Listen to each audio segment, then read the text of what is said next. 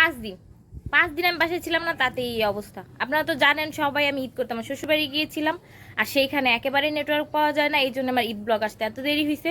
তো সেসব কথা বাদ, আমার গাছ কতটা পছন্দ তা তো আপনারা জানেনই। আমি ছোটোখাটো একটা ছাদ বাগান করেছি আমার ছাদে।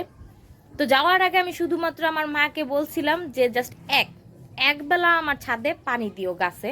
তো আমার আম্মুর দিতে হবে না, আমাদের বাসায় যে হেল্পিং হ্যান্ড আছে তাকে দিয়ে দেওয়াবে। সেইটাও আমার আম্মু দেয় নাই ভাই। বিশ্বাস করেন 5 দিনে আমার গাছ সব মরে গেছে, অর্ধেকের বেশি মরে গেছে। কারণ সারা দিনের রোদটা সকাল থেকে সন্ধ্যা পর্যন্ত পুরো রোদটা আমাদের ছাদে লাগে। আমি যখন বাসায় থাকি তখন আমার এমনও দিন যায় গরমের দিনে 3বারও পানি দিতে হয়, আর সেই জায়গায় 5 দিনে একদিনও পানি দেওয়ায় নাই। কাজের বেরিয়ে দিয়া আমার গাছ অর্ধেক মরে গেছে। আমি দেখাচ্ছি, কালকে আমি আসবো দেখে আমাকে দেখানোর জন্য পানি দিছে। আবার কালকে তো বৃষ্টি হয়েছিলই, এই জন্য কিছু গাছ বাইচা আছে। দেখাচ্ছি গাছের কি অবস্থা।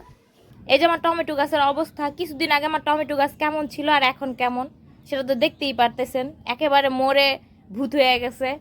কবর দিতে হবে এগুলারে। যাই হোক, এখানে আমার বোম্বাই মরিচ গাছ ছিল 3টা, এই যে এই 2টা একটু আগে আমি উঠে ফালাই দিছি, কি অবস্থা হয়েছে দেখেন।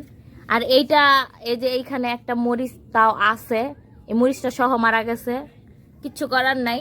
আর বেগুন গাছের অবস্থা তো পুরাই খারাপ, একেবারে সব পাতা ঝরে গেছে। আর পানি না দিতে দিতে আমার বেগুন এই দেখেন একদম হলুদ হয়ে গেছে। এইখানেও গাছ ছিল, এইখানে একটা মরিচ গাছ ছিল, সেইটাও মরে গেছে, উঠে ফেলে দিছি। এই গাছের মরিচের অবস্থা খুবই খারাপ, শুধু এই কুশিটুকু বাইচা আছে। এই যে এইখানে একটা মরিচ গাছ যেটা মরে গেছে, এইখানে গাছ উঠে ফেলে দিছি, খুবই খারাপ অবস্থা। এই যে আমার ফুল গাছের অবস্থা, তো দেখলেনই তো আমার গাছের অবস্থা, করুণ অবস্থা। গাছের অবস্থা নয় বাদই দিলাম। যাওয়ার আগে আমার আব্বু ফল নিয়ে আসছে, রোজা বাকি ছিল 2-3টার মতো, আমিও ফল কিনে দিয়ে গেছি, বলছি যে তুমি খাইও। সেগুলাও খায় নাই, আইসা দেখে অর্ধেক পচে গেছে।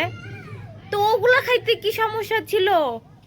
আমার আম্মুর মতো কার কার আম্মু এরকম করে অবশ্যই কমেন্টে জানাবেন।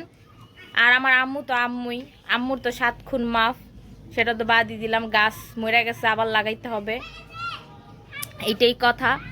তো আজকের মতো এই পর্যন্তই, আল্লাহ হাফেজ। সবাই চ্যানেলটা সাবস্ক্রাইব করে দিবেন।